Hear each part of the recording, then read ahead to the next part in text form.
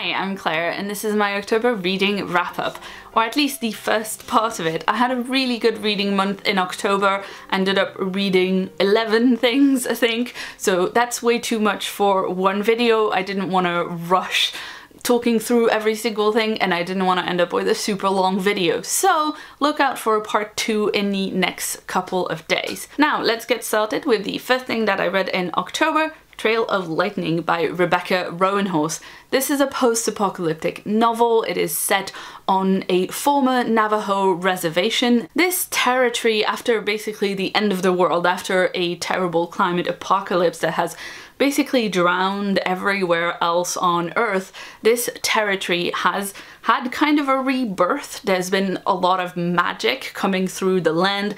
There's gods and monsters living on the land now, and in the middle of all of this we follow our main character Maggie, who is a monster hunter.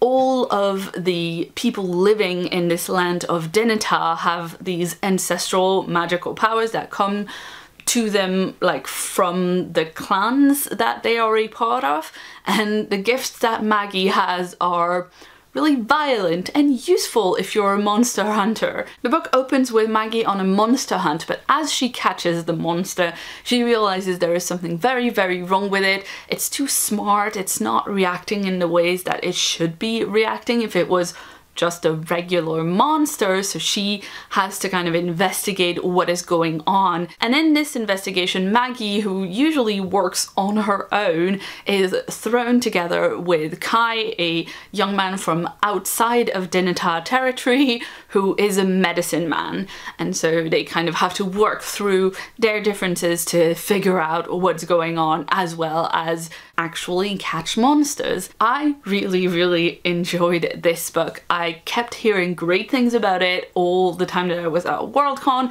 and of course Rebecca Roanhorse won the Campbell Award for Best New Writer as well as a Hugo for Best Short Story, so I was super eager to get to this and I wasn't disappointed. It's really great. It's pretty violent, which I would say, you know, might be a consideration if you're wanting to pick it up or you're a bit squeamish. Like, there's a lot of like pretty graphic monster hunting and stuff, but I really enjoyed it. I really liked the post-apocalypse, the way it was described. I really, really liked all of the mythology around the powers that they've got, and I was so pleasantly surprised by Maggie's like character arc. I don't want to give too much away, but as you can imagine, with Maggie being a monster hunter, she is pretty badass.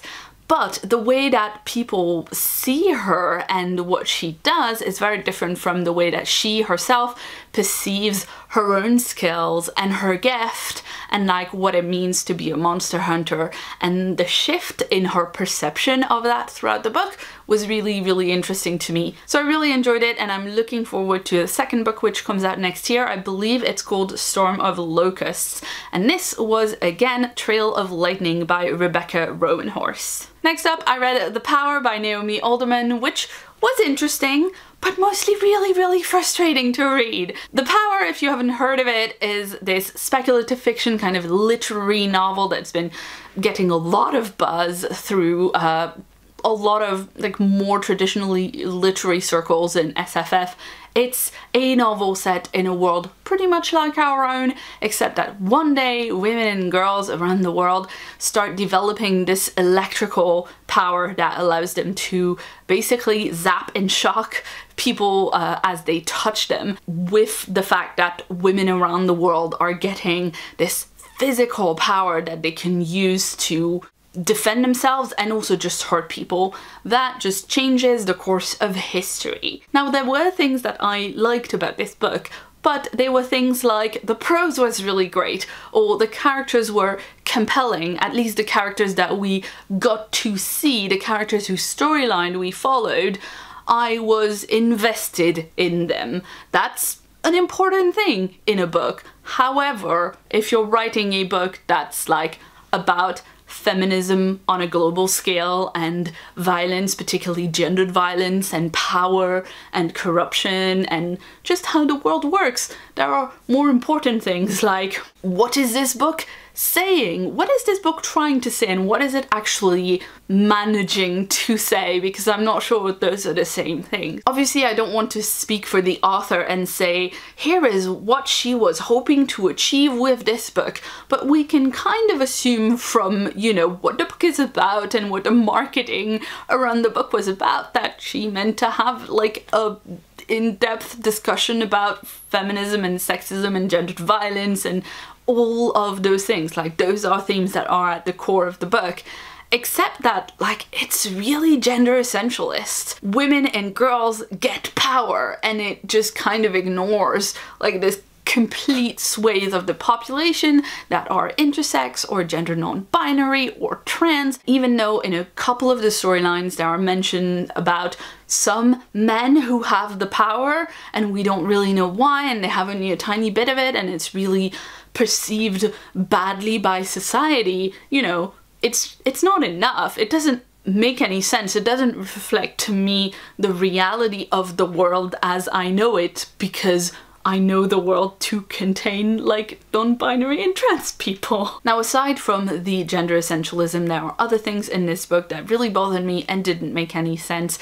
Things like the scale of time in the novel. All of the events in the book happen across about 10 years, from when the powers first start to manifest to an unspecified event that happens at the end, and that amount of time for that amount of incredible like societal change that is being portrayed in the book, it doesn't make sense. I do not think that things would change that quickly in real life, and I also do not think that the change would be, hey, all of a sudden women have physical power, so now we're just going to flip sexism like 180 degrees, and now men are going to be oppressed and women are going to just become violent, because when you have power you become violent. That's what happens. This has the same kind of framing device around it that The Handmaid's Tale does, where it's like historians of the future talking about the book and the events in the book, but instead of being like found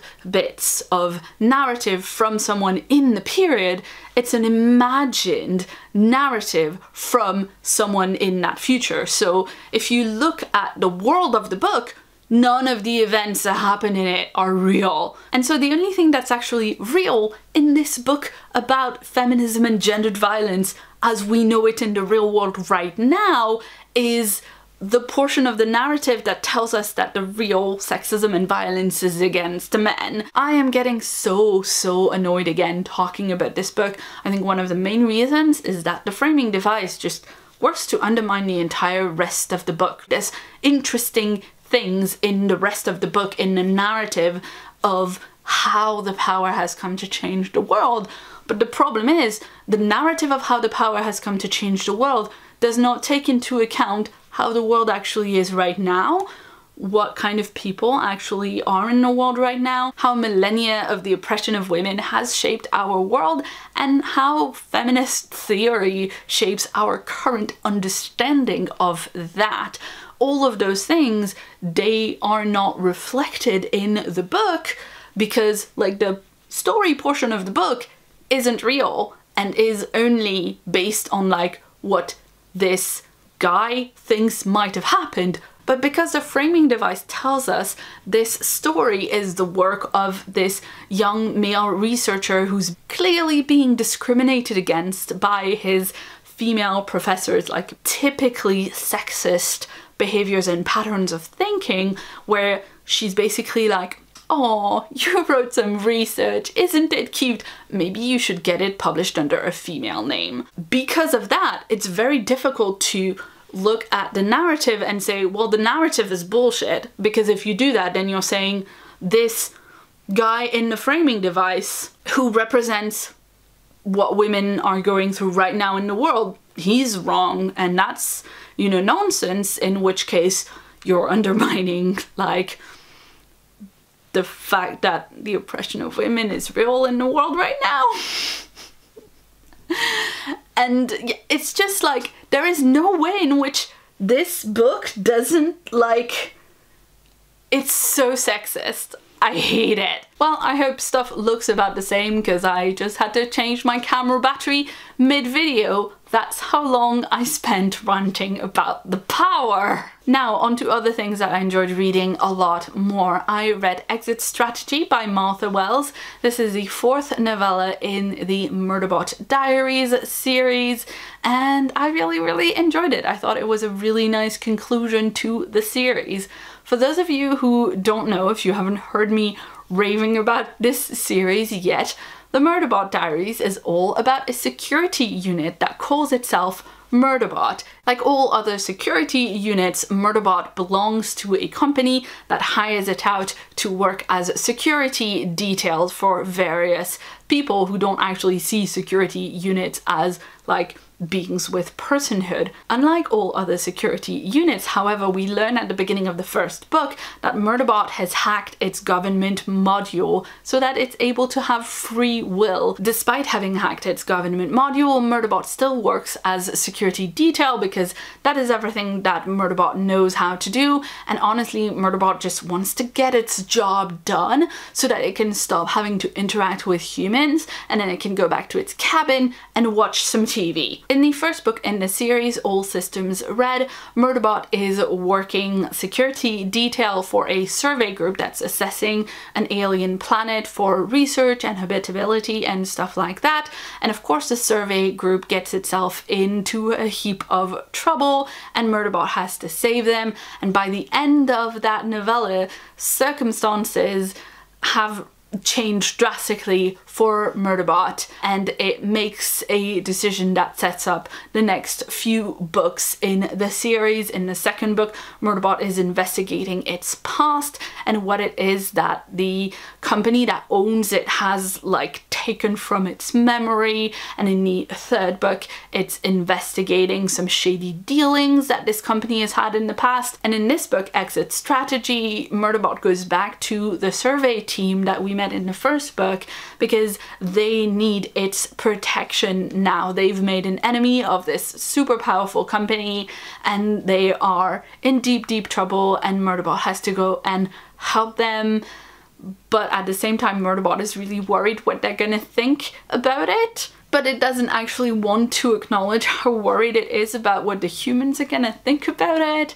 And it's really sweet, and the reunion between them is really sweet, and the way that the whole series wraps up works really well for me and kind of sets up really nicely for more stories to happen in this world. There is actually a Murderbot novel coming out soon, I hope. I don't know if it's actually slated for 2019 or not. If you do know, let me know in the comments, but I'm super eager to read that as soon as it comes out. If you haven't picked up these books yet from like how much I've been raving about them on this channel, I will say once again, try out Murderbot Diaries. It's delightful. This one is Exit Strategy. They are all by Martha Wells and they are well worth your time. Next up, I finished my reread of The Two Towers by J.R.R. Tolkien.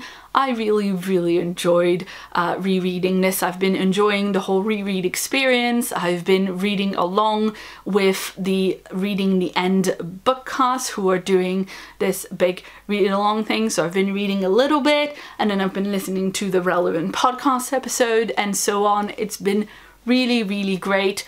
I don't want to talk too much about the content because I want to do a little mini series talking about each of the books in turn, and that's probably going to be December, January. I'm not sure when I'm gonna have it all together to put it out, but one of the things about rereading these books for me is that I've been remembering all the things that are very different about the books and the movies, because I think with books that have been adapted in such iconic, like actually really good films, it's sometimes difficult to remember like what was actually a book bit and what was a movie bit, especially for me as someone who hadn't reread those books for many years since I was a teenager. So I actually found this book a lot funnier than I expected to. The bit with the Ents and the bit with the hobbits in Isengard were really funny. Saruman was a lot scarier than I remembered as well. If you haven't read these in a long time, I would recommend it. If you've only seen the movies, I would recommend it. I've been listening to the audiobooks personally, which feels really great because it's the kind of story that works as something that is told to you as an epic tale. But at the same time, if you're reading as an audiobook, it's more difficult to skip some of the really long exposition-y bits. So bear that in mind if you're considering it. And finally, for this first part of the wrap-up, I read The Murders of Molly Southborn by Tade Thompson. I really enjoyed this. This is a horror novella about a girl called Molly Southborn who lives by this one rule: do not bleed. Because as soon as Molly bleeds, clones of her, intent on murdering her, start popping up everywhere. Literally popping out of the ground. This one also has a framing device, but unlike The Power, the framing device actually works and didn't drive me absolutely bonkers. I really liked the progression of the narrative in this, starting with Molly as a young girl, learning how to deal with this weird thing that's happening to her, up until she is a young woman having suffered and being hardened by this, and like what she decides to do with it. It has this really cool like classic short fiction ending where it wraps up most of the things in the story and you kind of understand like that there is an endpoint, but also it leaves like this little tendril of story left for you to think, oh, how could this progress in future? And think about this book. I did, because it's not extremely scary in a like, oh no, I am going to have nightmares about this forever, but it is pretty creepy. And I have to say, I read the first half of it or more before bed. I just picked it up, started reading it, couldn't stop, and then I tried to sleep and I kept thinking about like weird murdery clones. But it is one of those books that I keep thinking about the things that the book is like getting at in terms of the humanity of Molly and her clones and like what's going on there. It's such a crunchy book. There's so many things to keep thinking about. So I really enjoyed it, and I've started reading another book by Tade Thompson because of that. So this was The Murders of Molly Southborn, again by Tade Thompson, and you will probably hear more about another book of his really soon because I'm reading Rosewater now. So that's it for the first half of my October reading wrap-up. I hope you enjoyed my many angry thoughts about The Power in amongst other things. Let me know in the comments below if you have similar or wildly different thoughts about this book or any other ones that I talked about. I'll see you in a few days for the second part of this reading wrap-up. If you'd like to see more from me, you can check out a previous video on screen right now. And if you haven't yet, please hit the subscribe button that's on my face for a new video from me every week. I've been Claire, thanks so much for watching, and see you soon.